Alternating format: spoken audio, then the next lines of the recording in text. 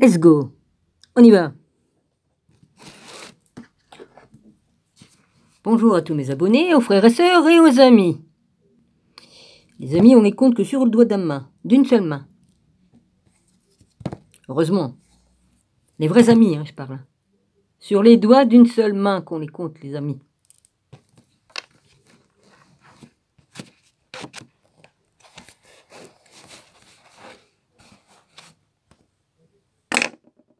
Échec et mat. C'est marrant ça. J'avertis une fois, 2 fois, 3 fois, 4 fois. À un moment donné, Dominique a fait ce qu'elle a à faire. Je savais qu'on ne pouvait pas après parler sous ma vidéo, hein, que j'ai mis la petite vidéo de quelques minutes là. Je savais, hein, je l'ai dit dedans. Hein. J'ai dit, je sais très bien qu'ils vont couper le vocabulaire pour pas qu'on puisse me parler sous ma vidéo. Ouais. Mais j'ai dit ce que j'avais à dire. Voilà, ça c'est fait. Et c'est pas la peine de venir cracher votre venin. Vous allez vous empoisonner avec votre propre venin. De toute façon, vous êtes baisé vous-même. Excusez-moi. Ah comme on veut jouer...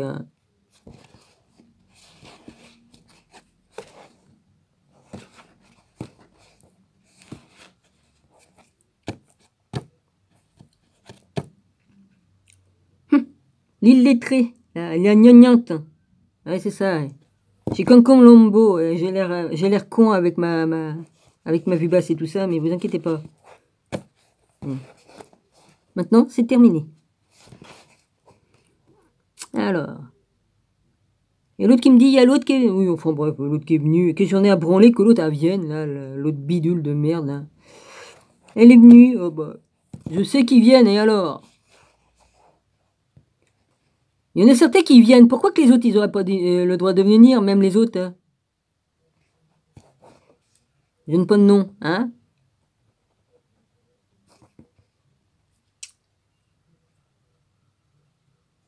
Comment il s'appelle? Merde, je sais plus.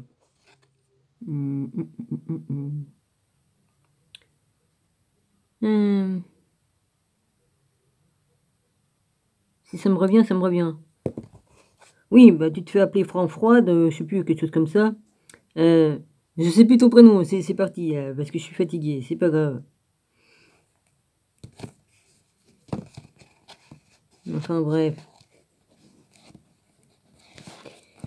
Que tu me dis, l'autre, Lolo est venu. Qu'est-ce qu'on est à foutre que Lolo est venu m'écrire des conneries? Je suis habitué, hein, depuis 5 ans, hein, je suis rodé, hein.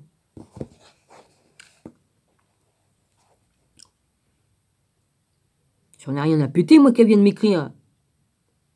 Je suis une grande fille, je sais ce que j'ai à faire, hein. Elle vient m'écrire, m'écrit, et puis j'en ai rien à foutre. Ça me passe au-dessus de la tête. Par contre, j'aime pas qu'on se foute de ma gueule. Par devant, on fait « Ah, ma petite Dominique, nanana », puis par derrière, flac, on m'encule à sec.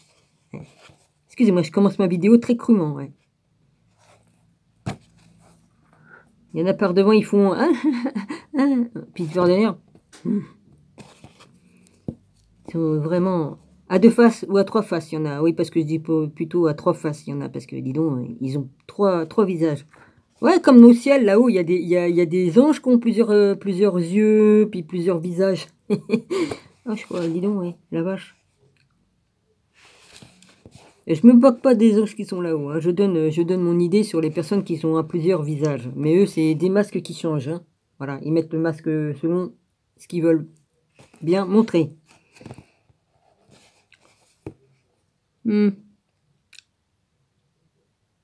Oh, c'est sûr qu'ils doivent fumer, hein, là. Hein. Oh, oui, ma vidéo, elle a fait vite fait des vues. Hein. Vous avez dû fumer et fumer. Hein. Encore pire qu'un dragon. Hein. Oh la vache.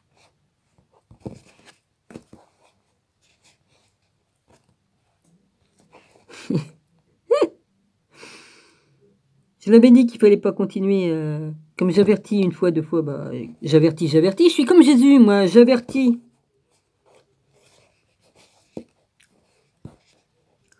Jésus, il avertit ses prophètes avant d'agir. Moi, j'avertis ceux qui me font chier, que s'ils continuent, voilà.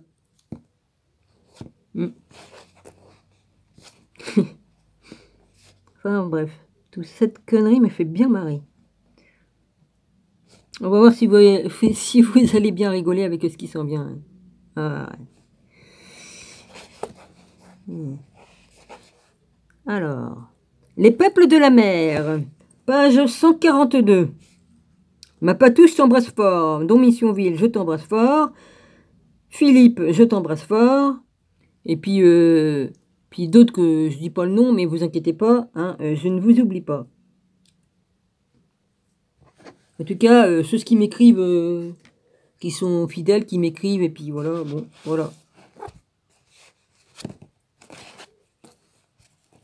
Alors, voilà.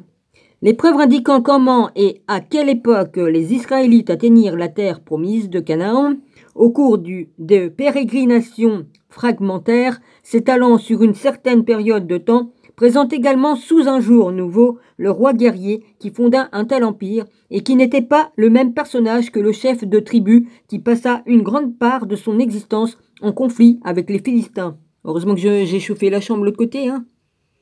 Parce qu'il dit donc, il y a tout qui moisit hein, avec ses conneries. Lui il fait en sorte que ma maison est glacée, ça fait du chaud-froid, et puis ça fait de l'humidité. Bah, de toute façon, comme il fait des courants d'air, il y a l'humidité qui rentre. Hein. Donc, comme j'ai regardé dans l'armoire, j'ai vu que mon blouson en cuir était tout moisi. J'ai dit putain. Alors que comme il y a du chauffage, il n'y a pas de problème. Et ben merde. Enfin, il commence à moisir. Ah, mon blouson de moto qui... Vas-y. Non, c'est un blouson d'aviateur, mais pour faire de la moto, c'est pas mal. Alors, je recommence. Les preuves indiquant comment et à quelle époque les Israélites atteignirent la terre promise de Canaan, au cours des pérégrinations fragmentaires s'étalant sur une certaine période de temps, présente également sous un jour nouveau le roi guerrier qui fonda un tel empire et qui n'était pas le même personnage que le chef de tribu qui passa une grande part de son existence en conflit avec les Philistins. Canaan était encore sous le contrôle ferme des Égyptiens comme Ramsès III vers 1182-1151 avant Jésus-Christ, le second souverain de la 20e dynastie d'Égypte accéda au trône. Un papyrus découvert à Thèbes, connu comme le papyrus Harris, est actuellement au British Museum, relate que, à cette période relativement tardive, Ramsès III fit ériger un temple à Amon, sur la terre de Canaan, et les étrangers de retenue y arrivèrent en lui présentant leur offrande. De plus, un plumier en ivoire trouvé dans la ville palestinienne de Megiddo et ayant appartenu à un envoyé égyptien en terre étrangère portait le nom de Ramsès III. Après le règne de Ramsès III, l'Égypte perdit le contrôle de la Palestine. La raison principale de ce changement fut l'invasion de masse de Canaan par les peuples de la mer. Cette invasion avait commencé aux alentours de 1174 avant Jésus-Christ, durant l'an 8 du règne de Ramsès III. Putain, j'ai vécu à cette époque-là, moi. Oh putain, ça fait loin. À peu près au même moment où, selon le récit de l'Iliade, se déroulait la guerre grecque contre Troie, l'histoire des envahisseurs est relatée dans les inscriptions et reliée les mieux préservées si les murs du temple funéraire de Ramsès III à l'ouest de Thèbes. J'avais tout ça dans des livres, et puis j'avais des dessins et puis des photos de tout ça. Ces bas-reliefs décrivent des peuples en quête de sédentarisation, des familles entières en exode, voyageant dans des chariots tirés par des bœufs, transportant les femmes, les enfants et les possessions de la maisonnée. Leur confédération consistait des Pélésé. P-E-L-E-S-E-T. Djiker Tcheklesh, Denien et Westcherch, tout pays uni. Je prononce du mieux que je peux. Les Pélésés étaient des Philistins qui donnèrent plus tard leur nom à la terre de Palestine. Ils sont décrits portant des couronnes de plumes et des boucliers ronds. On pense que les Deniens, je sais pas comment ça se prononce, D-E-N-Y-E-N, seraient les Dana de l'Iliade. Certains autres groupes furent également capables d'atteindre la Phonésie. L'empire hittite ainsi que la Syrie du Nord furent renversés et la capitale hittite Hatusha, A-H-A-T-U-S-H-A, fut réduite en cendres. Les pays étrangers complotèrent dans leur île. Les terres dans leur ensemble étaient désertées et divisées par la bataille et aucun pays ne pouvait résister à leurs armes. En commençant par Kati, ça s'écrit K-H-A-2-T-I, terre des Hittites. Kodé, Karkemish, Az-Zawa et Alaz-Shioya, un camp fut installé en un seul endroit, à Armur, Syrie. À Amur, c'est un M, ouais, j'avais pas bien vu. C'est la Syrie. Et ils ravagèrent son peuple et sa terre de telle sorte qu'il semblait qu'ils n'avaient jamais existé. Ils se dirigèrent précédés des flammes vers l'Égypte. Ramsès III réussit à vaincre les assaillants lors d'une bataille navale décrite par Alan Cardinet, l'égyptologue britannique, en ces termes. En ce qui concerne les détails, nous nous tournons vers le bas-relief plutôt que vers les descriptions verbales. L'artiste a réussi à combiner en une seule image les diverses phases de cette bataille. D'abord, nous voyons les soldats égyptiens attaquant imperturbablement du pont de leur bateau à l'opposé, dans un vaisseau retenu par des grappins. Les ennemis semblent être en grande déroute. Deux d'entre eux tombant à l'eau, pendant qu'un autre regarde vers le rivage dans l'espoir de la clémence du pharaon. Cependant, un autre de leurs vaisseaux les montre aux prises avec une averse de flèches provenant de terre. La flotte égyptienne retourne maintenant vers les rivages en emportant avec elle de nombreux captifs, impuissants et enchaînés. L'un d'entre eux, tentant de s'échapper, est rattrapé par un soldat sur la rive. Vers l'amont, on aperçoit un vaisseau chaviré dont tout l'équipage est précipité dans les flots. La défaite des envahisseurs est totale. 9 bateaux distincts ont été suffisants pour en raconter l'histoire, et il ne reste plus qu'à relater la comparution des prisonniers devant Amon-Ra, ainsi que les détails du triomphe. Bien que Ramsès III fût en mesure de repousser l'attaque en Égypte et que nous ayons des preuves textuelles et archéologiques montrant que le contrôle de l'Égypte sur Canaan se poursuivit au moins jusqu'au milieu du XIIe siècle avant Jésus-Christ, il y a également des indications que certains peuples de la mer s'étaient installés dans la région bien avant cette époque. Les preuves fournies par l'archéologie consistent en une certaine catégorie de céramiques peintes messinéennes qui furent découvertes au sud-ouest de Canaan et des niveaux datant de la première moitié du XIIe siècle avant Jésus-Christ. En dépit du fait qu'elles suivaient la tradition messinéenne grecque établie depuis longtemps par les couleurs, formes et motifs peints, les analyses chimiques et physiques indiquèrent qu'elles furent fabriquées localement. Il semble donc évident que c'était la présence des potiers plutôt que des poteries qui étaient importunes. Ceci suggère que leur pays d'origine se trouvait en Égée ou en Turquie occidentale. Ce qui s'accorde avec la Bible qui nomme le pays d'origine des Philistins Captor Amos 9, 2.7, Jérémie 47, 2.4. Les historiens associèrent cette région au terme égyptien de Keftiu, utilisé pour la Crète et peut-être la région d'Égée en général. Une autre indication de l'installation des Philistins au sud-ouest de Canaan est la découverte d'armes et d'outils de fer. Tiens, je croyais que le fer, il n'existait pas avant. Quel mensonge. Alors inconnu des Canaanites. À cette époque, ouais, parce que disant que ça date que du Moyen-Âge et les épées de fer. Bah oui, c'est ça. Oui. Et puis le grand pilier en fer là qui rouille pas, hein? Il y a des inscriptions dessus là, je sais pas quoi, dans le désert, je sais plus où là, vas-y, hein? C'est quand même étrange, hein? Et ça a des milliers et des milliers et des milliers et des milliers d'âges. On connaît pas le fer, non? Puis en plus, on sait même pas si c'est du fer parce que ça rouille pas. Depuis le temps, il aurait dû rouiller et tomber en ruine. Il y a des choses qu'on nous a cachées. Ils connaissaient le mélange avec le fer et puis autre chose. Ouais. Oh, il y a des connaissances qu'on nous a cachées et puis ils ont bien caché tout, hein.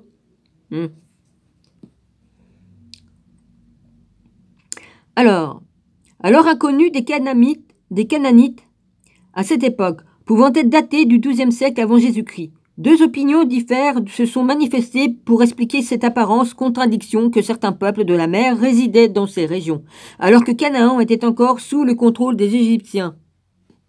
Après avoir vaincu les Pélécés, durant la bataille navale, les Égyptiens les installèrent au sud-ouest de Canaan, la région qui allait devenir la Philistie. Tiens, comment que ça se fait? J'ai une mouche, moi? Ben, j'ai bien entendu une mouche, hein. Oui, bon, des fois j'entends des trucs. Je crois, des fois je dois avoir des manifestations, soit du ciel ou autre chose. J'ai entendu des choses, enfin bref. Et là, c'est une mouche, là, je sais. Hein. Oui, vas-y. Certains d'entre eux avaient déjà atteint la région côtière de Canaan, bien avant le combat contre l'Égypte, et furent autorisés par les Égyptiens à s'y installer. Quelle que soit la théorie exacte ces Pélézés qui adoptèrent en quelque sorte les coutumes égyptiennes semblent avoir profité de quelques moments de détente chez leur souverain égyptien, jusqu'au milieu du XIIe siècle, avant Jésus-Christ, quand ils s'implantèrent plus fermement à l'intérieur et au pourtour de Gaza, dans les États foncièrement indépendants de contrôle égyptien. Ce fut dans la seconde moitié du XIIe siècle avant Jésus-Christ que les Philistins s'établirent réellement en reconstruisant des villes anciennes. J'ai mal à la langue, je me suis un peu brûlée en goûtant mes champignons que j'ai fait sauter dans la poêle. Ils en fondant de nouvelles. C'est ce qui est écrit, de nouvelles. Bien souvent, et sans aucun doute, en association avec la population cananite, qu'ils gouvernaient alors à Ashdod, puis conçu selon un nouveau plan et fortifié à tel Oasil, c'est ce qui est marqué, dans les banlieues nord de l'actuel Tel Aviv, sur la rivière Yarkon, Yarkon, avec un accent chinois sur le haut. Une nouvelle installation navale fut établie ailleurs. Diverses traces archéologiques démontrent. Excusez-moi, j'essaie d'être discrète, mais je suis en train de digérer mes champignons et j'en ai pour 12 heures. Ah vache. Bon, une récession urbaine dans le Afek, A-P-H-E-K, et Lachish, L-A-K-I-S-H, ou encore des cimetières richement équipés comme à Haçor, H-A-C-O-R, où il n'y ait pas de nouvelles installations, mais où se trouvaient les Israélites alors que se déroulaient ces événements. Où c'était qu'ils étaient? Alors, l'Ancien Testament nous fournit deux récits contradictoires de l'arrivée des Israélites dans la terre promise de Canaan. La version qui fut la plus communément acceptée, en dépit du fait que Canaan demeurait fermement sous contrôle égyptien jusqu'à la dernière partie du XIIe siècle avant Jésus-Christ, et que la conquête de la région résulta d'une rapide campagne militaire menée par Josué, presque un siècle plus tôt, vers la fin du XIIIe siècle avant Jésus-Christ. Par conséquent, l'occupation israélite aurait dû se produire avant l'arrivée des Philistins. Cependant, comme nous l'avons vu dans la première partie de ce livre, la supposée campagne de Josué fait partie de la stratégie des prêtres pour dissimuler le crime de Pinas, tout en gardant Josué vivant. Alors qu'ils avaient assassiné Josué. Bah oui, Pinas a fait tuer Josué.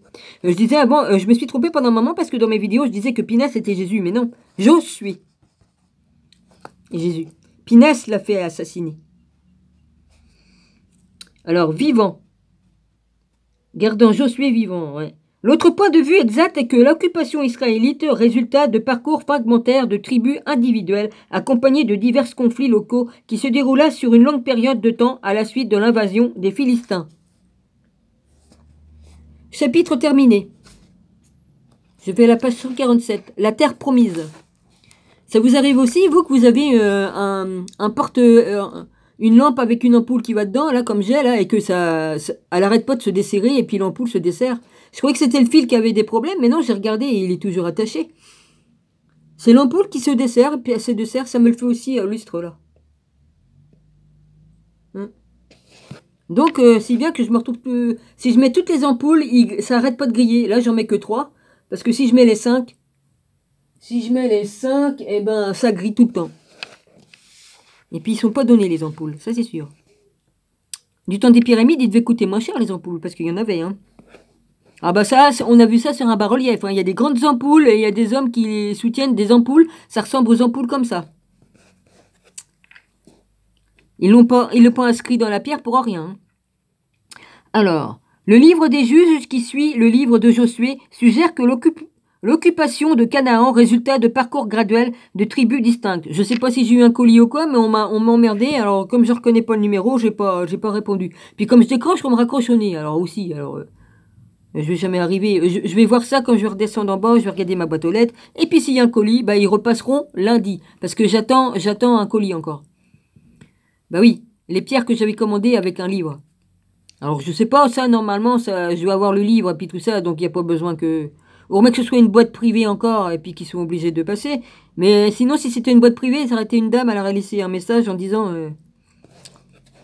le truc que je connais là, elle m'aurait appelé. Bon alors... En parlant, elle m'aurait dit, Madame Fanet, me revoilou, ouais. Bon, qui se réalisa sur une longue période de temps. Les personnalités et tribus israélites engagées dans ces diverses campagnes fragmentaires qui se déroulaient sur une région étendue de Canaan, comprenant Judas et son frère Siméon. Les descendants de Jéthro, le Guénite ou le Génite. Non, le Kénite, c'est un Q mais il n'y a pas de U, alors c'est Q et N-I-T-E, le Kénite. Beau-père de Moïse, Caleb, Benjamin, la maison de Joseph, les deux fils de Joseph, Manassé et Éphraïm, Zabulon, Asher, Nephtali et Dan. On sait qui c'est qui est Dan. Pour tenter d'établir la vérité sur ce sujet, il est important, en tout cas moi je sais. Ah oui, merci cher Khan, hein, Topiac là. Hein, merci, hein. Oh bah t'es formidable toi, je vais te dire. Alors je te fais un pouce en haut. Alors t'es merveilleux, hein. Oh bah oui, hein, c'est grâce à toi, hein. Aïe aïe aïe. Je vois pas pour ce qu'il y a dans le livre, hein, mais comme on laisse traîner des écrits, hein. Ah, trop bon. Ma fidèle, moi ça me fait marrer tout ça, hein. Stéphanie, voilà, ça me revient ton prénom. Stéphanie, ça me fait trop marrer. Ah oui, on veut pas la guerre, mais moi je suis obligée de faire ce que j'ai à faire. Ah bah ça, ma belle. J'aime pas trop me faire... hein? Non, non, non. J'apprécie pas trop qu'on me manque de respect. J'accepte que vous discutez entre vous, hein, mais qu'on se fout de ma gueule en long, en large et en travers, alors là non. Non, non, non, non. Hein? Vous avez moins de respect que j'en ai pour vous, donc.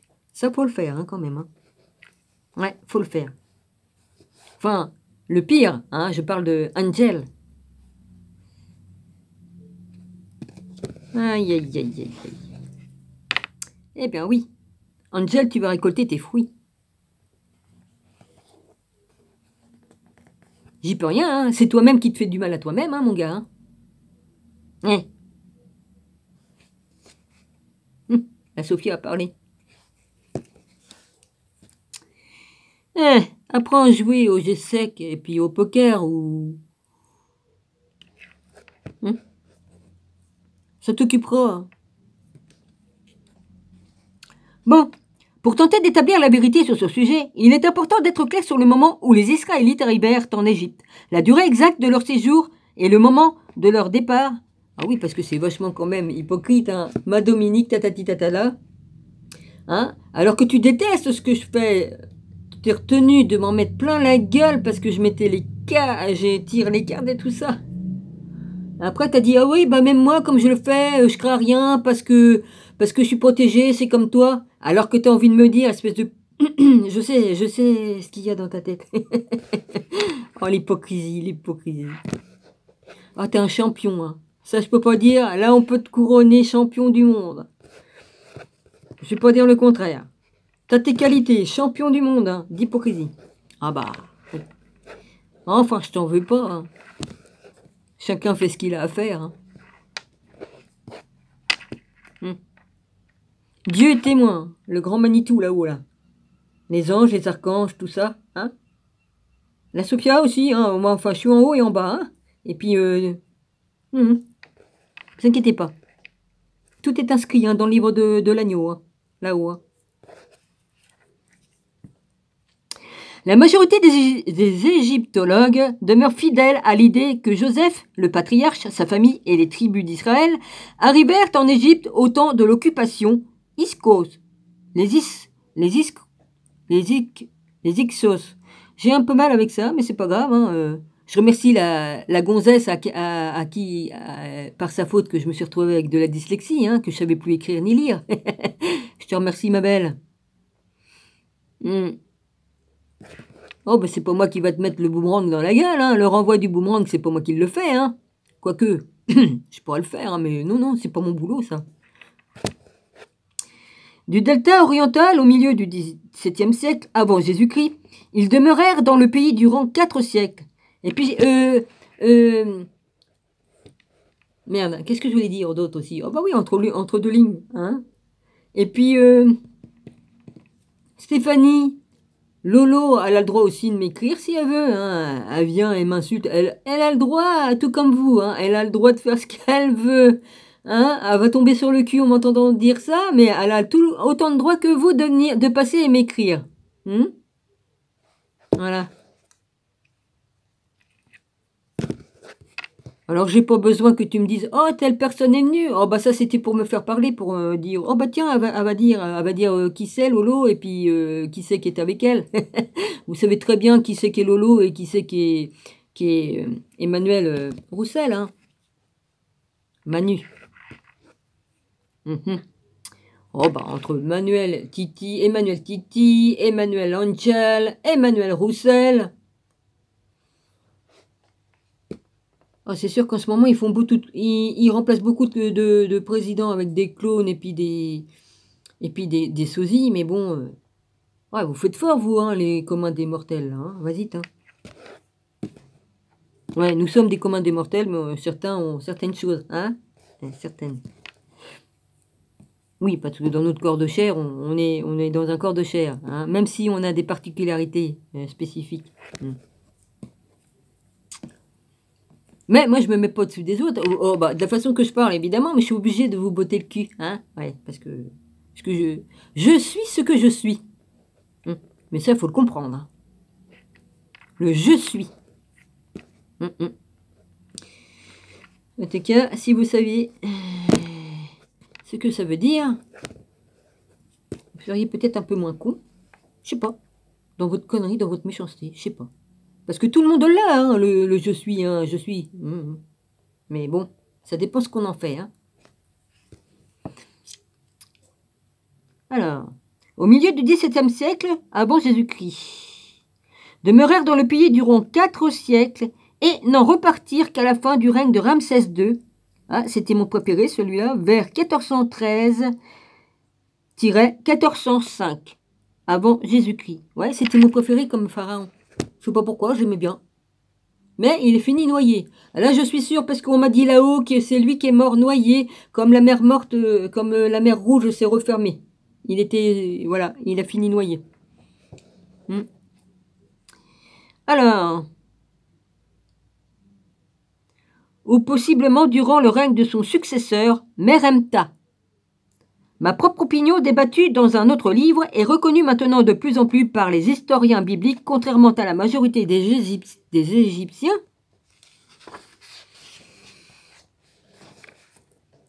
Tologue, et que Joseph arriva en Égypte quelque temps avant le règne de Thoutmôsis IV, vers 1413-1405 avant Jésus-Christ, et invita plus tard les tribus d'Israël de Canaan à l'y rejoindre. Ils s'installèrent à Goshen, alors à Goshen, ça doit se prononcer comme ça, excusez-moi. Ils s'installèrent à Goshen, alors G-O-S-H-E-N, puis vous pouvez faire, pour ceux que ça intéresse, vous pouvez faire des recherches sur les anciens noms des villes. Voilà. Dans le delta oriental, où ils demeurèrent durant 4 générations, et non pas 4 siècles. 4 générations, c'est moins long, et non 4 siècles, comme ils nous ont dit. Quelle bande de menteurs. Jusqu'au moment de l'Exode, au cours de la dernière année du règne de Ramsès Ier. Oui, je crois qu'il était malade et il est mort de sa maladie. Qu'est-ce qu'il avait comme maladie? Je ne me rappelle plus. Soit qu'il ait eu la tuberculose ou il a eu autre chose. Je ne sais plus, je ne me rappelle plus, les gars. Vers 1335-1333 avant Jésus-Christ.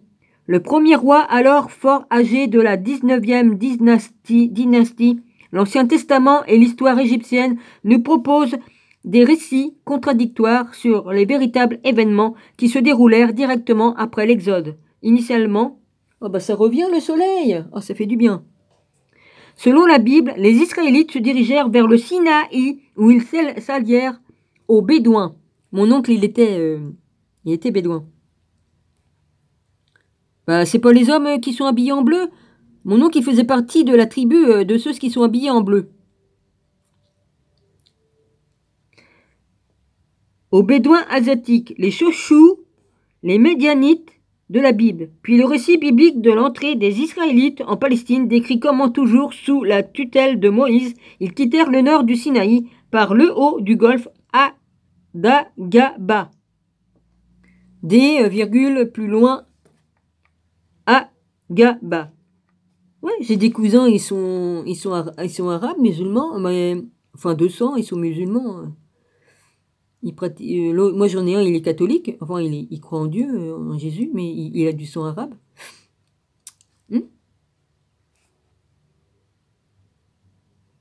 Ça fait un mélange parce que ma tante, dans ma famille, on a du sang juif, alors ça fait un sacré mélange, hein, arabe, juif.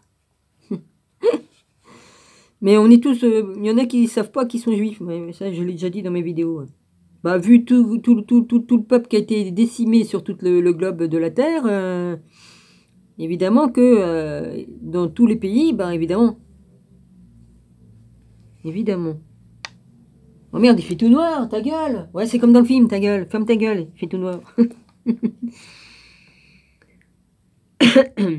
Avant de longer les frontières d'Édom, au sud et sud-ouest de la mer Morte, ainsi que Moab, situé à l'est de cette dernière. Ensuite, quand on leur refusa le droit de passage vers l'ouest, au travers du territoire des Amorites, ils combattirent et s'emparèrent de la région au nord du fleuve d'Amon de Jordanie, qui était assignée à l'installation des Rubénites. Selon le livre du Deutéronome, la mort de Moïse s'ensuivit sur une montagne à l'est du fleuve Jourdain, avant que Josué, Jésus, son successeur, ne mène les Israélites au travers du Jourdain et dans la terre promise. Par contraste, la référence égyptienne indique que, après avoir quitté la ville de Pi-Ramsès, située près de la ville actuelle d'El-Kantara, au nord du Sinaï, Moïse conduisit les Israélites vers le sud au lac Timsah, Timsha. T-I-M-S-A-H. Pour ceux qui s'intéressent, vous chercherez. Une zone marécageuse, inaccessible. Ah oui, ils mettent le plus loin, ça finit pas là, les cons. Marécageuse, inaccessible, ou aux chars qui s'enlisaient dans la boue. Il s'agit probablement de l'origine du récit de l'Exode concernant la séparation des eaux et la mort du pharaon régnant, dans ce cas Ramsès Ier. Ah, je me suis trompé de Ramsès. C'est Ramsès I qui est mort noyé alors, comme la mer Rouge s'est refermée. Oui, enfin, bon. Au cours de la poursuite des Israélites, assurément son fils et successeur Séti Ier, vers 1333-1304 avant Jésus-Christ, n'attendit pas les funérailles de son père ou même son propre couronnement avant de se lancer à son tour à leur poursuite. Ces scènes de bataille représentées sur le mur nord extérieur de la grande salle hypostyle à Karnak montrent que sa première campagne contre les Chochous se déroula quand il, ainsi que les Israélites, firent une première tentative pour atteindre Canaan. Merci de me refroidir, espèce enculée. Là, ça fait presque 1 heure, là, pas loin, que je suis en train de me chauffer par là. Et ben voilà. Ça sert à rien. Là, ça part en même temps que ça rentre. Le froid rentre plus vite que le chaud qui se fait, donc je peux pas m'échauffer. Enfin bref, c'est pas grave. Je vais prendre l'habitude, hein. Canaan par la route d'Horus, l'ancienne voie connectant l'Égypte à l'Asie occidentale. Cet événement eut lieu immédiatement après l'exode d'Égypte, presque certainement en raison de leur effort pour obtenir de l'eau en provenance des retranchements militaires qui gardaient la route, et cet incident est presque assurément à l'origine du récit biblique de Moïse, puni par le Seigneur pour avoir frappé un rocher de son bâton afin d'obtenir de l'eau pour ses disciples. Il y a toujours le rocher, sauf qu'il est du côté des Arabes. Ils ont entouré tout. Là où c'est qu'ils ont construit le veau d'or et tout ça, ils l'ont encerclé, on ne peut pas y aller. Ils ont bien des raisons parce qu'ils veulent pas qu'on lise certaines choses qui ont été gravées dans la pierre. Enfin, c'est pas grave, hein. Mais ça fait partie de la terre des Israélites. Parce que Dieu l'avait donné, ça. Hein. Enfin bref. L'eau pour ses disciples. Ces 10 premiers les poursuivit aussi loin que la ville de Canaan, Gaza, et dans l'action tua leur guide Moïse et massacra beaucoup de ses disciples. En conséquence, les Israélites et les Chochous furent repoussés vers le Sinaï durant ce que l'Ancien Testament appelle les 40 ans d'errance. Ah oui, puis ce ne sera pas la peine de venir m'insulter sous ma vidéo hein, que je vais sortir, là, celle-là, hein, ça sert à rien. Hein. Je vous répondrai même pas. Hein. Voilà. Fidèle, par contre, toi, si tu as envie de m'écrire, tu peux. Hein. Pas de problème. Tu peux m'écrire, il n'y a pas de problème.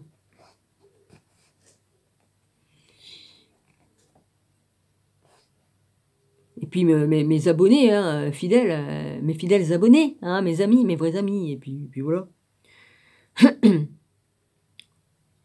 Topia que...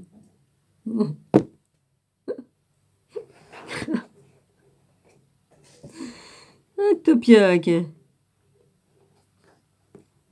Oui, excuse-moi, parce que si je t'ai insulté, mais c'est parce que j'avais trop bu. Bah écoute, Topiac, il faut que tu arrêtes de boire, c'est tout, hein, et puis tu vas reprendre tes... Hein, enfin, tu fais ce que tu veux, hein, chacun ses penchants, hein, personne n'est parfait en ce monde.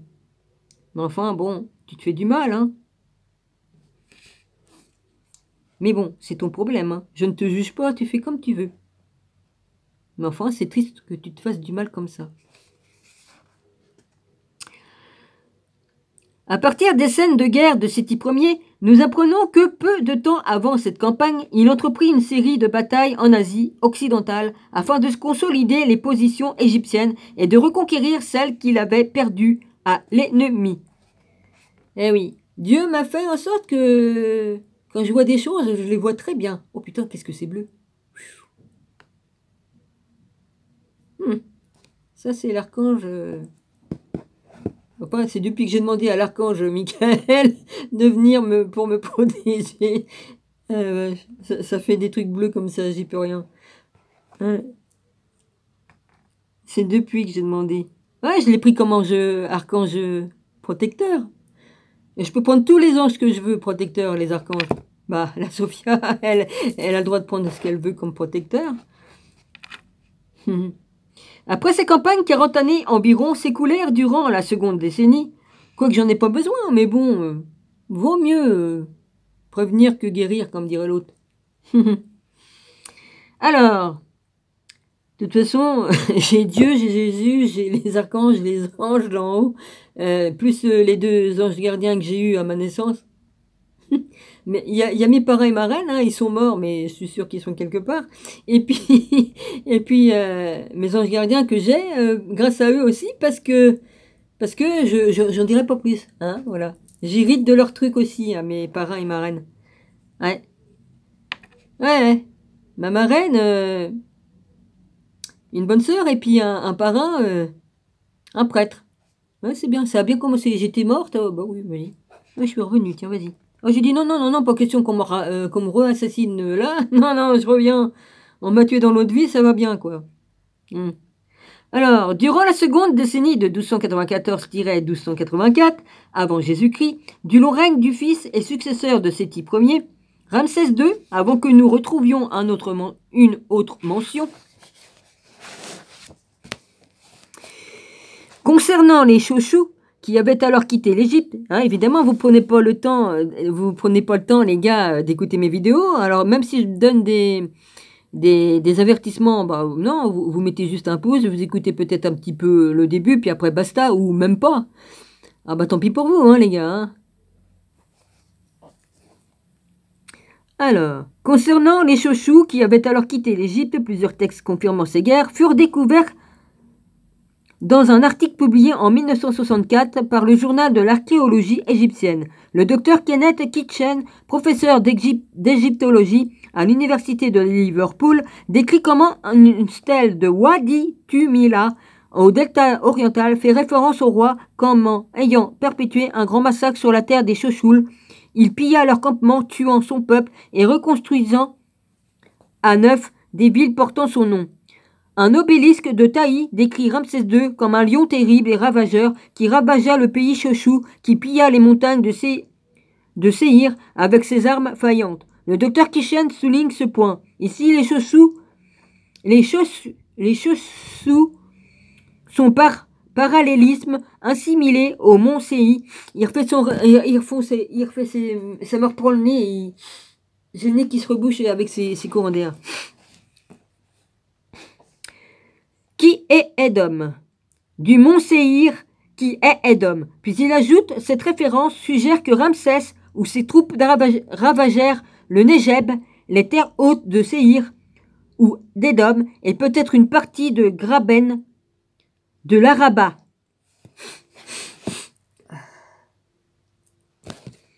À partir des bas-reliefs des batailles de Ramsès II situés sur le mur est de sa cour au temple de Luxor, nous avons aussi la preuve qu'il combattit sur la terre de Moab à peu près à la même période. La nouvelle preuve suffit pour montrer que les forces de Ramsès II pénétrèrent le territoire nord de la rivière Hamon, prenant Dibon, et probablement le centre de Moab, entre l'Armon et la rivière Zéreb. Cependant, aucune mention n'est faite dans Chochou, dans le récit des guerres moabites de Ramsès II. La référence ci-dessous signifie que durant la seconde décennie, la référence ci-dessus signifie que durant la seconde décennie du XIIIe siècle avant Jésus-Christ, les tribus israélites, évidemment encore semi-nomades, avaient quitté l'Égypte, mais loin de poser une menace au pouvoir égyptien à Canaan, comme il a été suggéré, elle était encore localisée dans la région du mont Séhir à Édom, au sud et sud-ouest de la mer Morte. Entre Eilat, E-L-A-T-H, à la pointe du golfe d'Agaba, et l'extrémité sud de la mer Morte, Moab était toujours sous contrôle égyptien et n'avait toujours pas été envahi par les tribus israélites. Aussi tardivement qu'au cours des règnes de Ramsès III. Non, mais c'est pas le moment, excusez-moi. Olive, je suis en train de faire ma vidéo. Aussi tardivement qu'au cours du règne de Ramsès III, vers 1182-1151 avant Jésus-Christ, nous trouvons un récit de l'activité militaire contre les tribus de Bédouines, nomades dans la région édomite de Séhir, qui semblerait être l'unique campagne de ce pharaon en Palestine. Le papyrus Harris mentionné au début du précédent chapitre au sujet des Philistins décrit comment il a décimé les Séhirites parmi les tribus Chochou. Je pillais leurs tentes, les gens et leurs possessions. Cette référence indique qu'après l'Exode, les Israélites s'installèrent dans la région du mont Séhir à Édom pour un long moment. Le souvenir de cette époque peut être découvert dans le cantique de Déborah. Seigneur, quand tu sortis de ce Séhir, quand tu t'avanças des campagnes d'Édom, la terre trembla, les cieux frémirent, les nuées fondirent en eau. Juge 5, 2.4. Ce fut seulement... Là, on croirait que j'ai au moins 20 esprits qui sont là-dedans à me refroidir. Ouais, ça fait à peu près la même chose. Oh putain. Mais ce ne sont que les courants d'air de l'autre couillon. Frémir, les nuées fondirent en eau, Juge 5, 2.4. Ce fut seulement lorsque l'Égypte perdit le contrôle de la Palestine dans la deuxième moitié du XIIe siècle avant Jésus-Christ que les tribus israélites commencèrent à infiltrer le pays de Dan, l'ancienne Lachish, L-A-K-I-S-H, en Haute-Galilée, un petit village à cette époque situé à environ 18 000 M-I-L-E-L. Alors je ne sais pas si on dit 18 000 M-I-L-E-S ou si on dit 18 mailles. D'Assor, 18 mailles ou 18 000 d'Assor, près de la source du fleuve Jourdain, au nord de Beersheba, Ouais, il y a deux E, il y a deux E. B-E-E-R-S-H-E-B-A. Dans le désert de Néjeb, vers le sud, où les excavations archéologiques démontrèrent la présence de nouveaux campements au cours du XIIe siècle avant Jésus-Christ. Il était toujours semi-nomade, vivant au milieu des ruines des anciennes cités ou parmi les autres habitants cananites. Les Philistins avaient déjà établi leur état au sud-ouest de Canaan et tentèrent de s'étendre vers la mer Morte et le... Fait tout noir, fait chier. Fleuve Jourdain, quand les Israélites, à leur tour, essayèrent de s'implanter dans la région. Par conséquent, le conflit entre ces deux nouveaux venus devint la principale préoccupation du Saul et du chef de tribu, David, pour résumer les points principaux étudiés dans ces deux chapitres. J'ai regardé, moi, il y avait plein de voitures partout, avec là en bas, un peu partout, et j'ai vu un bout de voiture jaune qui était dans la cour à côté, puis je voyais que ça clignotait. J'ai dit, ah, peut-être qu'on va me porter un colis. Après, j'ai eu des appels, et puis plusieurs appels, mais pas le même numéro. Je pense que j'ai eu le numéro 2 fois, mais comme je me souviens plus le numéro, les PTT ont pas ce numéro-là, comme ils m'appellent. Comme on m'appelle pour s'il y a un colis. De toute façon, il serait monté directement. Enfin, s'il n'est pas trop feignant, le jeune, parce que si je suis retombé sur le jeune qui n'a pas le courage de monter. Ouais, enfin bref. Je verrai ça s'il y a un colis, et puis je verrai ça lundi. Puis j'ai bien envie de sortir faire une course, mais bon, je verrai peut-être bien lundi. Je vais me reposer. Le David qui établit un empire s'étendant du Nil à l'Euphrate ne pouvait... Ah oui, tiens, en parlant de course, dans mon magasin, ils vendaient un robot pour la pâtisserie. Vous savez, le robot qui se rabat comme ça, et puis que tu as le gros bol en fer, là, puis que ça tourne dedans. Alors, il y a 3-4 jours, il était à 35 € et quelques. Ils l'ont monté à 49. Enfin, quelque chose comme ça maintenant. 49,50 ou je sais pas quoi. J'ai dit, dis donc, en 3 jours, il a pris dans la gueule. Hein. Et le même. Hein. J'ai dit, dis donc. Hein. Voilà, trappe-couille. Alors, le David qui établit un empire s'étendant du Nil à l'Euphrate ne pouvait avoir vécu qu'au XVe siècle avant Jésus-Christ. L'infiltration des Israélites dans le pays de Canaan, la terre promise, fut un parcours fragmentaire qui ne s'accéléra que lorsque l'Égypte perdit le contrôle de la Palestine au cours de la seconde moitié du XIIe siècle avant Jésus-Christ.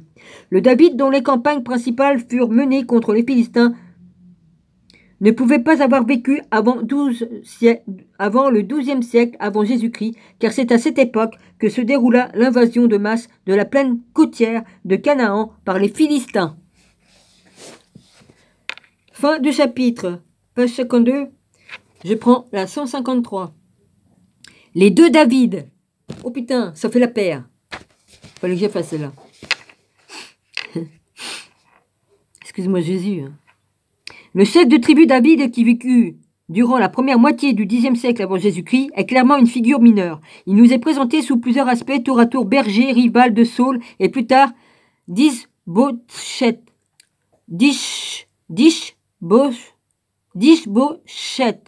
Voilà, là je l'ai dit bien. D, virgule, plus loin. I-S-H-B-O-S-H-E-T-H. L'un des fils survivants de Saul. Comme guide des Israélites, un harpiste accompli et homme de guerre. Engagé dans des batailles à répétition. Qui c'est là? Merde, j'ai pas le temps de voir. Et l'un des fils survivants de Saul, dans la guerre, engagé dans des batailles à répétition contre les Philistins, l'accentuation de ce dernier aspect.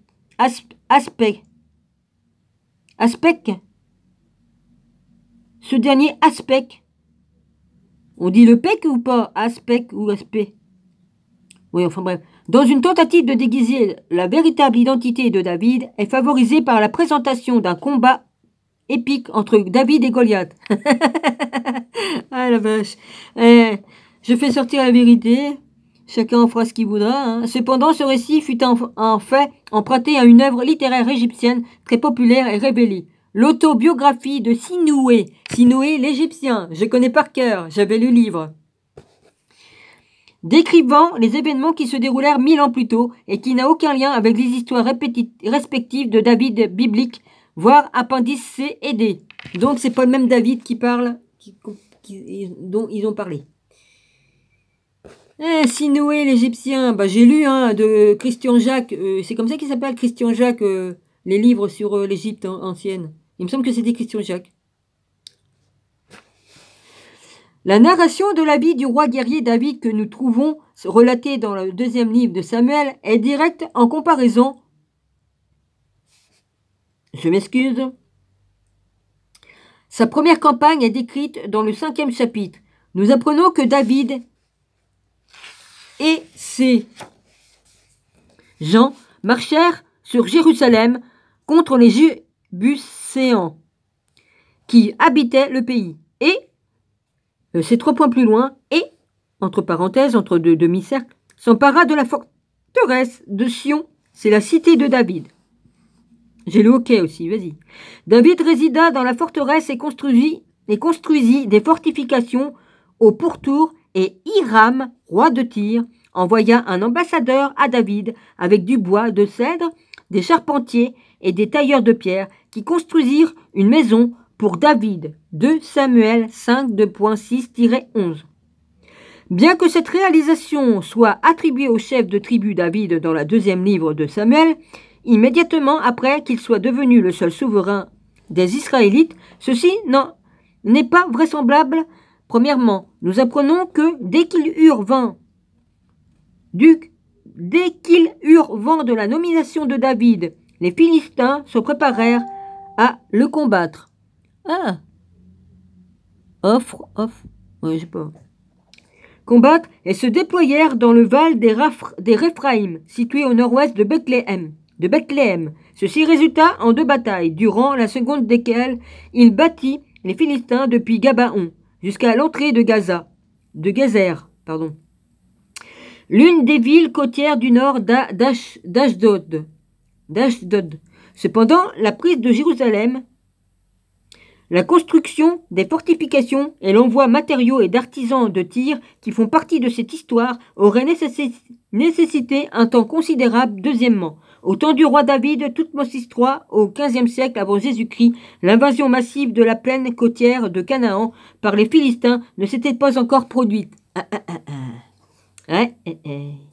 Le prochain chapitre du 2e livre de Samuel décrit comment David rassembla 30 000 hommes choisis parmi ceux d'Israël et partit de Baala de Juda pour Gibéa de Benjamin, afin de faire monter de l'arche de Dieu. On suppose qu'il s'agit de l'arche que Moïse plaça sur le Saint des Saints au tabernacle qu'il érigea au Sinaï, l'arche dans laquelle il plaça les 10 commandements et dont on dit qu'elle fut emmenée par les Israélites vers la terre promise. À présent, elle était portée en procession dans la cité de David, où elle fut déposée sous la tente que David avait fait dresser pour elle, sur le mont Moriah, au nord de l'ancienne forteresse de Jérusalem.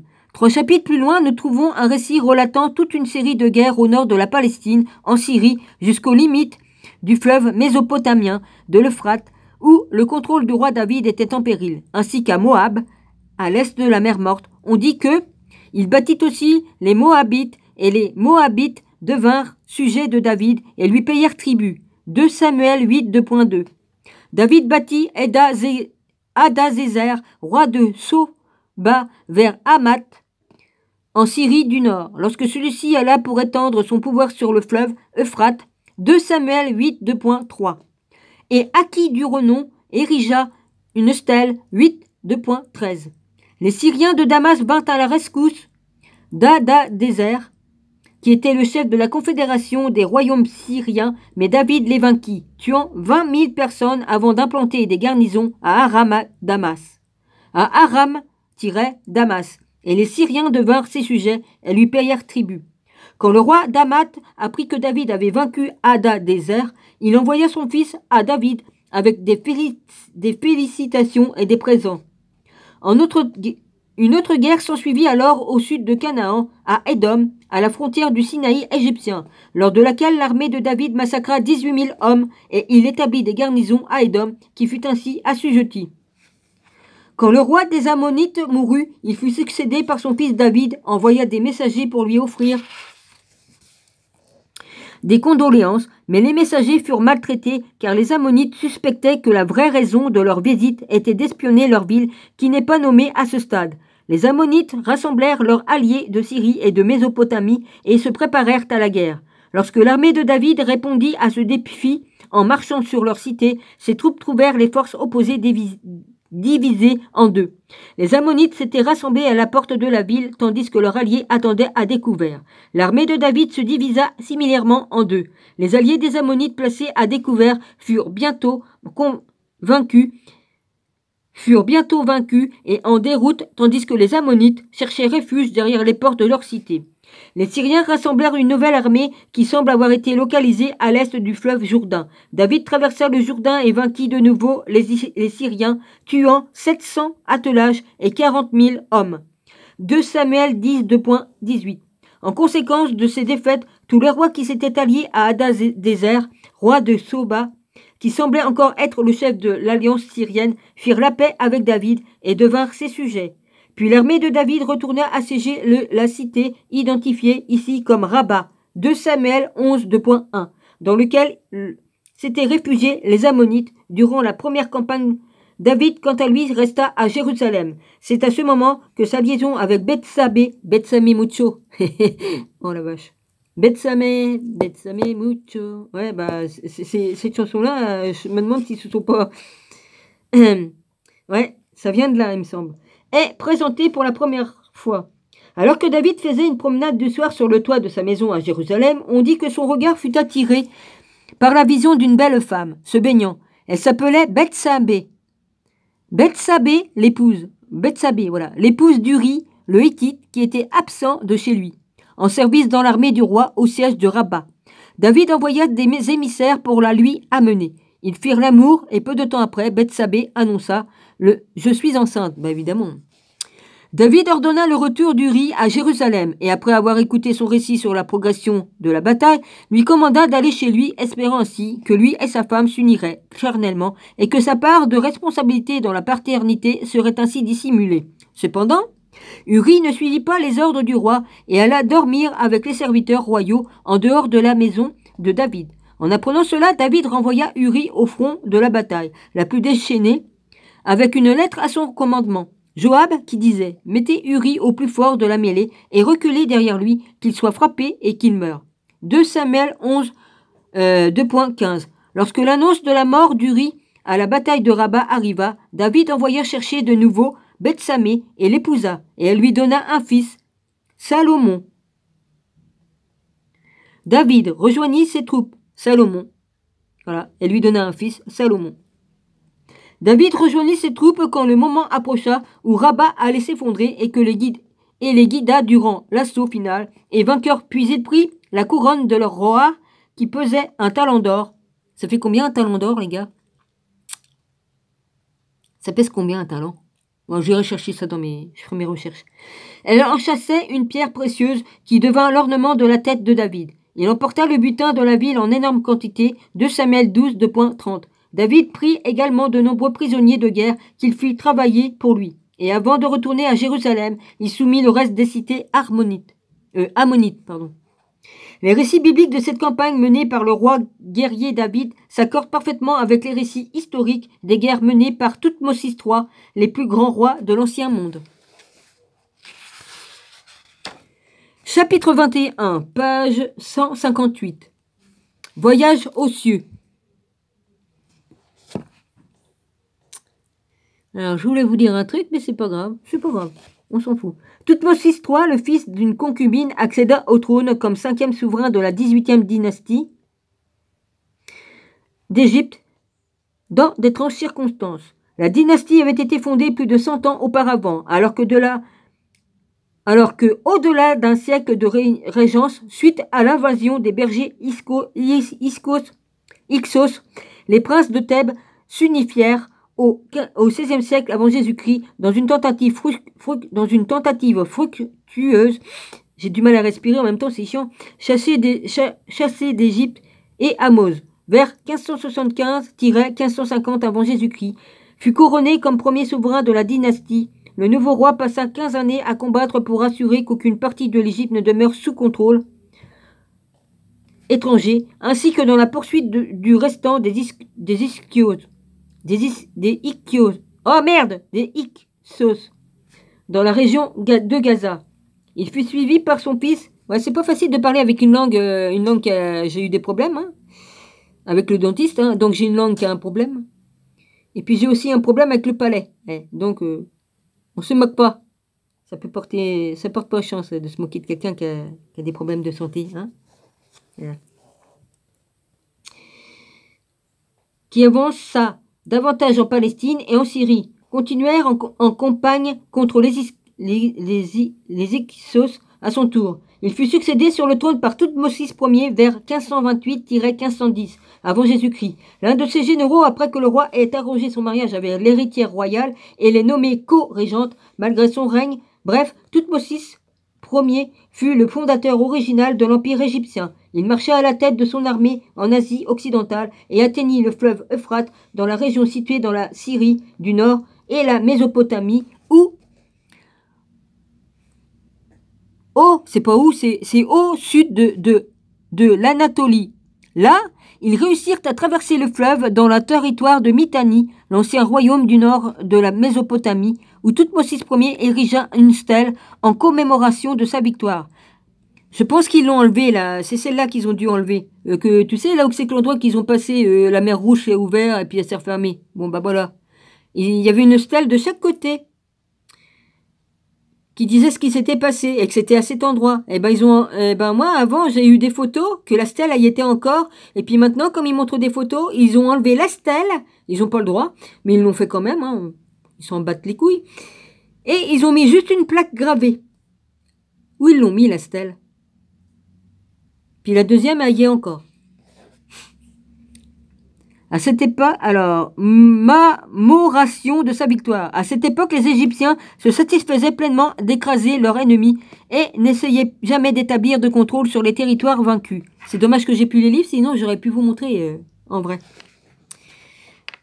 Maintenant, avec la censure, on n'a peut-être plus le droit de montrer certaines choses, donc vas-y. Hein. Les vérités qui fâchent. Hein. Évidemment, hein. Évidemment, quand on met le nom de Jésus sur des stèles 13 siècles avant, ça la fout mal, hein. 13 à 14 siècles. Ouais. À ce stade, nous pénétrons dans une période mystérieuse de l'histoire de l'Égypte. Le prochain souverain était le fils du roi Thoutmôsis II, vers 1510-1490 avant Jésus-Christ, né d'une femme qui n'était pas la grande épouse royale, la reine Amosis. Afin d'hériter du trône, il épousa, comme le voulait la coutume, sa demi-sœur Hatshepsut, la fille héritière de son père et de la reine Amosis. À son tour, Thoutmôsis II choisit son fils Thoutmôsis III vers 1490 égale 1436. Là, j'ai l'Esprit Saint qui est sur moi, là. Oh la vache. Avant Jésus-Christ. Comme successeur né d'une concubine nommée Isis. Peu avant la mort de Thoutmôsis II, Hatshepsut donna naissance à une fille, Néferure. Traditionnellement, pour s'assurer le droit à hériter du trône, Thoutmôsis III aurait été d'épouser Néferure, sa demi-sœur, qui en était l'héritière. Ce mariage n'eut pas lieu. Était-ce parce que la reine, Hatshepsut, refusa d'y consentir? Nous ne savons pas, cependant, nous savons qu'elle continua à insister que Néferure était la seule héritière légale. Dame du double pays, maîtresse de Haute et de Basse Égypte, suivant ces circonstances, Thoutmôsis II dut faire adopter son fils par le dieu d'État Amon afin d'assurer son droit au trône. Ah bah moi j'étais passionné d'Égypte et tout ça, et là je suis passionné de lire tout ça. Le soleil est bizarre hein, quand même, hein. Puis ils l'ont mis dans une brume, ils ont balancé des trucs pour que ça fasse une brume. Et puis ils balancent aussi tout un tas de saloperies, enfin bref, hein, du graven, tout ça, hein, des virus, hein, je ne fais pas de dessin, même par l'air, hein. Le fameux truc là, vas-y. Je dis pas de nom donc, vas-y. Hein. L'histoire du choix divin. Que Thoutmôsis III serait roi est visible sur une inscription à Karnak, sur la rive du Nil, en Haute-Égypte, écrite bien longtemps après que le roi ait accédé au trône. Elle décrit comment la cérémonie de sélection se déroula un jour de festivité quand il n'était qu'un condisciple au temple d'Amon, à Thèbes, et que la barque d'Amon circulait au parcours du Hal. Le dieu parcourut le circuit de l'hypostyle de chaque côté. Le cœur de ceux qui étaient devant ne comprenait pas ses actions, cherchant alors ma majesté à chaque endroit. En me reconnaissant, il s'arrêta. Je me jetai au sol et je me prosternai en sa présence. Il me plaça devant sa majesté. J'étais arrêté à la station du roi, l'endroit dans le sein des saints où se tient le roi durant la performance du rituel prescrit d'État. Puis ils, les prêtres, révélèrent devant le peuple les secrets du cœur des dieux. Il n'y avait personne qui les connaissait. Il n'y avait personne qui les leur révélait, à part lui. L'histoire décrit à ce stade comment le jeune prince fut envoyé aux cieux afin d'y être nommé roi. Il ouvrit pour moi les portes des cieux. Il ouvrit les portes de l'horizon de Ra. Je m'envolais aux cieux comme le divin faucon, regardant sa forme aux cieux. J'adorais sa munificence. C'est marqué comme ça. Je suis désolée, c'est marqué munificence. Moi, je lis tel que c'est écrit. Je vis les formes glorieuses du Dieu horizon sur ses voies mystérieuses, célestes. Puis après avoir été admis dans le sein des saints, Toutmosis III est autorisé à regarder la majesté du Dieu lui-même. Ra lui-même m'établit. Je fus gratifié de diadème qui était posé sur sa tête. Son diadème, serpent, était posé sur mon front. J'étais abreuvé des conseils des dieux, tel Horus, quand il honora de sa présence la maison de mon frère Amon-Ra. Son propre titre m'était dévolu. J'en avais une bague serpent aussi. Elle était en argent vermeil, recouvert d'or. Le vermeil, c'est de l'argent recouvert d'or. Un serpent qui faisait le tour comme ça de mon doigt, là, avec la tête qui était là. Oh, il y a longtemps de ça. J'avais quel âge? Ça date de loin. J'avais acheté ça. Ouais. Alors, Toutmosis III, à qui on avait donné le nom de trône de Menkhéperra, établi sous la forme de Ra, était encore un jeune garçon, âgé environ de 5 ans. Quand son père mourut, bien qu'il eût été choisi par le dieu d'État, Amon en personne, pour succéder à son père sur le trône, il ne fut pas autorisé à régner par sa tante et belle-mère, la reine Hatshepsut. À la place, elle se nomma comme sa tutrice, lui permettant seulement d'apparaître derrière elle dans les bas-reliefs de cette époque. Dès l'an 2 de son règne, elle alla même jusqu'à partager le royaume avec le jeune roi.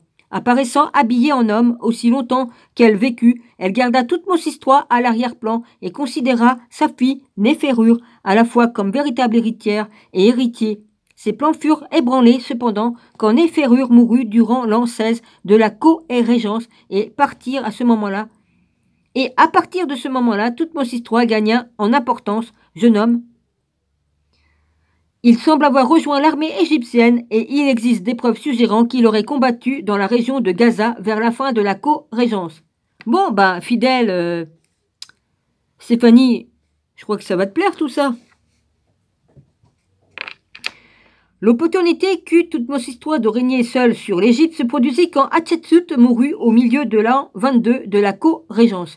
Il semblerait que la première tâche qui entreprit fut de dégrader plusieurs des monuments érigés à la gloire de sa belle-mère. Ses bas-reliefs furent cassés par le burin, ses inscriptions effacées, ses cartouches oblitérées, ses obélisques emmurés, donc techniquement parlant, quand il n'était pas le fils de la reine égyptienne et qu'il n'avait pas épousé l'héritière pour conquérir le trône, mais qui avait été choisi pour régner par le dieu d'État Amon, Toutmosis III n'était pas le descendant légal de la précédente dynastie Amosis. À partir de là et jusqu'à la fin du règne Amama, il n'y a pas de R, c'est un M, de Amarna en Égypte. Et le règne d'Akhenaton, Semenkhar, Toutankhamon et Haïé, ce fut la dynastie fondée par Toutmosis III qui accéda au trône d'Égypte.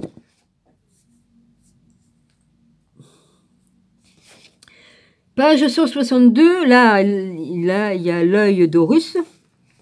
Alors, le sarcophage du tombeau de Toutmosis III, numéro 34, dans la vallée des rois, fut découvert vide de toute momie. Cette momie fut cependant trouvée en compagnie de 32 momies royales cachées dans une chambre secrète de 3 mètres de large et de presque 300 mètres de long, au fond d'un puits étroit creusé sur les pentes de la nécropole de l'ouest de Thèbes. Elle était ensevelie à cet endroit depuis plus de 3000 ans par des prêtres égyptiens qui, craignant pour leur sécurité, car plusieurs pillages de tombes avaient eu lieu, ironiquement, cette nouvelle cachette secrète fut cependant découverte par des pilleurs de tombeaux et ne se fut que lorsque les institutions responsables des antiquités remarquèrent la présence de plusieurs objets funéraires vendus sur le marché qu'elles se mirent à en rechercher la provenance. Quand enfin les momies furent découvertes, elles furent transportées au musée du Caire.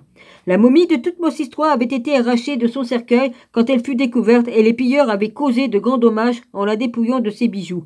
La tête qui s'était séparée du corps montra que le corps était presque entièrement chauve au moment de que le roi était presque entièrement chauve au moment de sa mort. À part la présence de quelques courts cheveux blancs à l'arrière de l'oreille gauche, les 4 membres étaient également détachés du tronc. Les pieds étaient séparés des jambes et les bras étaient brisés en deux au niveau du coude. Avant de l'enterrer de nouveau, quelques rénovations des bandelettes étaient nécessaires et comme certaines parties du corps s'étaient détachées, les restaurateurs, de manière à donner à la momie la fermeté nécessaire, la comprimèrent entre 4 planches de bois en forme de rame. Heureusement, le visage qui avait été recouvert de poids lors de l'embaumement ne souffrit en aucune façon de ce dur traitement, apparaissant intact lorsque le masque protecteur fut retiré. Oh, tu m'as explosé le nez, toi. C'est pire que de prendre du tabac, de sniffer du tabac dans le nez. Hein. Les rois de la fin de la 18e et du début de la 19e dynastie. Roi du règne date. Toutmosis III, c'est David. 54. 1490-1436 avant Jésus-Christ. Amenhotep II, 23. 1436-1413 avant Jésus-Christ. Toutmosis IV, 8. 1413-1405 avant Jésus-Christ. Amenhotep III, Salomon, c'est Salomon. 38. 1405-1367 avant Jésus-Christ. Akhenaton, Moïse, le fameux Moïse. Seul. 6. 1367-1361 avant Jésus-Christ. Semenchkar, il n'y a rien de marqué. Semenchkar, c'est Marie-Madeleine.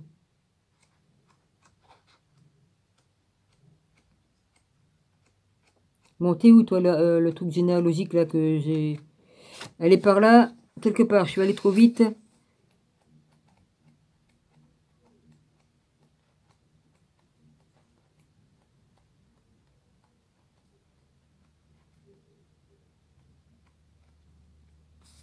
Si je prends... Ouais, c'est là. Non, c'est pas ça. C'est Manker, c'est pas Marie-Madeleine, là. Marie-Madeleine, c'est Ankh Sen... Pas Athènes. C'est mon quart. Elle est où? C'est mon quart, c'est Moïse, d'accord? 300, ouais, voilà, c'est ça. Ok. C'est mon quart, c'est Moïse. Toutankhamon, Jésus. 9. 1361-1352 avant Jésus-Christ. Ayé, Ephraïm, 4. 1352-1348 avant Jésus-Christ. Horembeb, 13. 1348-1335 avant Jésus-Christ. Bon, bah, pour Marie-Madeleine, bah, c'est la même date que Toutankhamon. Ramsès Ier, 2. 1335-1333 avant Jésus-Christ. Séti Ier, 29. 1333-1304 avant Jésus-Christ. Ramsès II, 67. 1304-1237 avant Jésus-Christ. Moi, je dis qu'est-ce qu'a écrit, hein, et puis mes ressentis, bah, je me les garde. Hein. L'auteur de ce passage, Gaston Maspero, directeur général du musée de Caire, à l'époque poursuivit ses statuts, bien que ne le représentant pas comme ayant une beauté virile. Lui conférèrent cependant des traits raffinés, intelligents, mais la comparaison avec sa momie révèle que les artistes avaient idéalisé leur modèle. Comme d'habitude, ils l'ont toujours fait, ils idéalisent les statues par rapport à la personne elle-même. Bah, les Césars, ils se faisaient montrer bien plus beaux encore qu'ils ne l'étaient. Hein. Ils étaient même affreux, même, il y en a. Hein. Une autre vue concernant l'apparence physique du roi est rapportée par l'académicien américain William C. Hay. Incontestablement, le plus grand pharaon à occuper le trône d'Égypte, Toutmosis III semble avoir excellé non seulement comme guerrier, chef d'État et administrateur, mais également comme l'un des cavaliers archers et athlètes le plus accompli de son temps. C'est vrai, il loupait pas ses flèches. Hein. Alors, cependant, physiquement, il ne devait pas être très avenant. Sa momie nous montre qu'il a dû être un petit homme grablé de moins de 5 pieds, 4 pouces de haut, et ses portraits presque tout unanimement lui confèrent le nez le plus aquilin de tous les nez de Toutmosis. Son manque de statut et l'apparence physique que Hay considère comme n'étant pas très avenant n'eurent pas d'effet délétère sur la vie conjugale de Toutmosis III. Sa femme principale et mère de son successeur Amenhotep II vers 1436-1413 avant Jésus-Christ était sa demi-sœur Mérytrée. On ne sait que peu de choses sur elle, mais elle n'était certainement pas l'héritière de plus. Il eut au moins 3 épouses syriennes dont le tombeau fut découvert à l'ouest de Thèbes, ainsi qu'un grand harem. Bah oui, ils avaient des harems. Hein. Nous n'avons trouvé aucune information prouvant une relation potentielle avec Sarah résultant entre la naissance d'Isaac. Les scribes égyptiens ont dû considérer cet événement comme un épisode sans importance ou comme un grand péché dont la mémoire ne devait pas être préservée. Bah ouais, un grand péché. Dans les archives officielles, de même que les scribes bibliques, tout en admettant ce mariage, tentèrent d'obscurcir l'identité du père de l'enfant qui en naquit. Chapitre 22. Armageddon. Ah, très intéressant, j'aime bien Armageddon. Vas-y. Ils vont dire les sadiques. Non, j'aime tout ce qui est écrit dans les livres, tout. À l'époque où Toutmosis III devint seul souverain d'Égypte, durant l'an 22 de son ère, à la mort d'Hatshepsut, 4 décennies s'étaient écoulées sans importance campagne militaire égyptienne en Asie occidentale. La situation allait complètement changer. Le roi de Kadesh, une cité solidement fortifiée vers le fleuve Oronte, au nord de la Syrie, conduisit une confédération syrienne cananéenne à se rebeller contre l'Égypte. En représailles, Toutmosis III marcha en Asie occidentale pour reconquérir les territoires situés entre le Nil et l'Euphrate, qui avaient été conquis 40 ans plus tôt par son grand-père Toutmosis I. Au cours des 20 prochaines années, il mena 17 campagnes en Asie occidentale, à la fin desquelles il avait acquis la réputation d'être le plus puissant de tous les rois de l'Ancien Monde.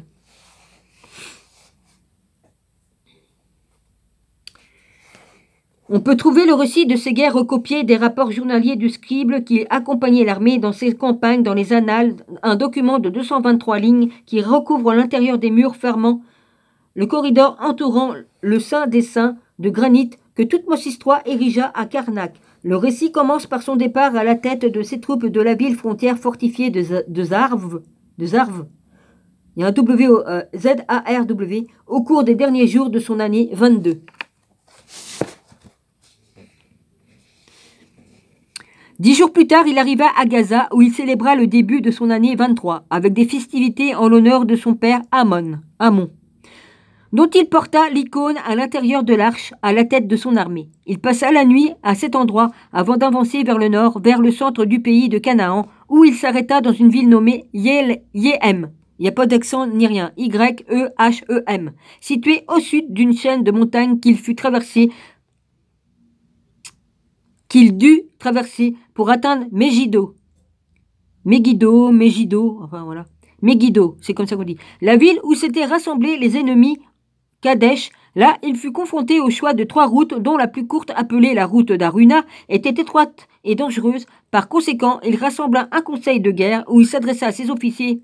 Ce vil ennemi de Kadesh s'est accaparé les princes de toutes les terres qui étaient loyaux à l'Égypte. Et il dit-on, je m'apprêterai à combattre Sa Majesté ici à Megiddo. Dites-moi ce que vous avez dans le cœur. Ses officiers répondirent quant à cette route à choisir pour approcher Megiddo. Comment peut-on prendre cette route qui est si étroite? On dit que l'ennemi est au pourtour et qu'ils sont nombreux. Les chevaux ne devraient-ils pas se suivre ainsi que les soldats et les gens? Notre propre avant-garde ne devrait-elle pas combattre pendant que l'arrière se positionne ici à Aruna, le point de départ de la route étroite et combat? Néanmoins, en regard des récents rapports apportés par les émissaires, Toutmosis III décida qu'il irait à Megiddo par la route étroite périlleuse, mais inattendue pour ses ennemis. Un choix auquel ses officiers répondirent. Ton père, Amon, favorise ton conseil. Le serviteur suiva le maître, et voici la scène prête pour la première bataille d'Armageddon. Page 168. Il y a l'œil d'Horus là en haut. L'importance militaire de Megiddo et sa longue histoire de champ de bataille universel est remarquablement reflétée dans l'Apocalypse de Jean, Révélation 16, 2.22 FF, dans lequel Armageddon,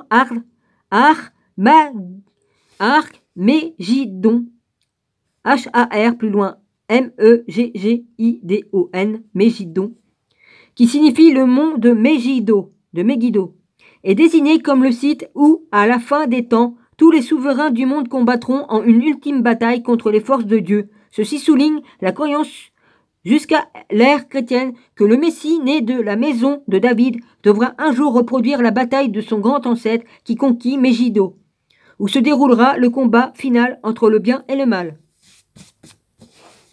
Ah bah c'est bien, Seigneur. Durant cet assaut contre Megiddo, Toutmose III marcha à l'extrémité de la route étroite montagneuse à partir d'Oruna. Hein, c'est pas pour rien que j'étais folle dingue de l'Égypte ancienne, comme j'étais très jeune. Hein.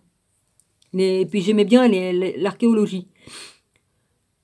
Et puis je me suis pas occupée que de l'Égypte ancienne, hein. Partout que c'est qu'il y avait des pyramides ou des trucs comme ça, ou tout. J'étais passionnée. Et puis les châteaux anciens, et puis l'histoire de France, et puis je me suis occupée de tout.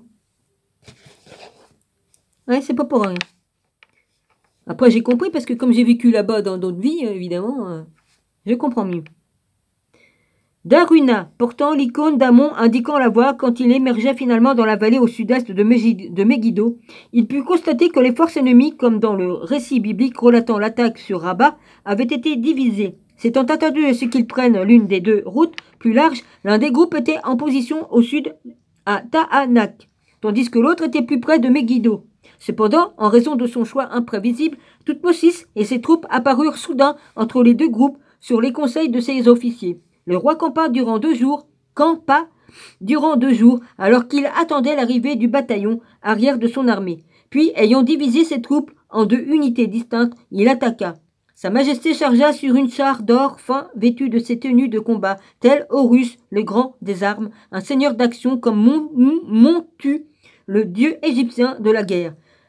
Le Thébain, tandis que son père, Amon, renforçait son bras, l'aile sud de l'armée de Sa Majesté était placée sur une colline au sud de la rivière Kina et l'aile nord était au nord-ouest de Megiddo, tandis que Sa Majesté était au centre. Amon était le protecteur de Sa Majesté.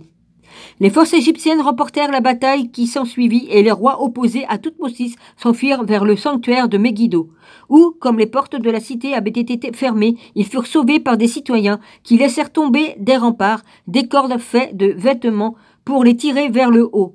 Le récit de la bataille lamente le fait que l'ennemi avait abandonné ses chevaux et ses chars d'or et d'argent et que si seulement l'armée de Sa Majesté avait mis tout son cœur pour prendre les possessions de l'ennemi, il aurait capturé Megiddo. À ce moment, à la place, ils durent assiéger la cité durant 7 mois. Les occupants l'ayant entouré d'un fossé et d'un enclos protecteur, ils mesurèrent cette cité qui était clôturée d'une butte et du bois nouveau de tous leurs arbres magnifiques. Ils étaient encore là, les arbres géants qui faisaient 120 km de haut. On voit, ça se voit, hein, ils les ont coupés, mais ils les ont coupés au laser. Ils avaient la technologie à l'époque pour couper au laser. Parce que pour que ça soit si bien coupé, bien au ras de l'arbre, de la souche, hein, maintenant comme on les voit, on dirait que c'est de la pierre, mais c'est les pieds des arbres géants. Et les arbres géants, ils sont sur Gaïa, pas sur la Terre. Gaïa qui est sur la Terre. Et nous, on est coupé de Gaïa. C'est pour ça la Terre plate. C'est là où qu'est Gaïa. Où c'est qu'il y a tous les animaux et tout ça. Là où c'est qu'il y a tous les trucs qu'on ne peut pas y aller, nous. Hein? Ouais. Nous, non, mais c'est ce qui sont au pouvoir en haut. Eux, ils y vont se balader par là-bas. Ouais. C'est pour ça que les avions, ils n'ont pas le droit de passer à certains endroits. Mais aussi parce qu'il y a le mur de glace. Sinon, ils se foutent la gueule dans le mur de glace. Ouais. Enfin bref. Ça, je savais pas, le mur de glace qui était aussi haut. Mais pour les autres trucs, je savais. Je savais parce qu'il y a une dame qui a sur sa chaîne, elle en parle. Et puis comme je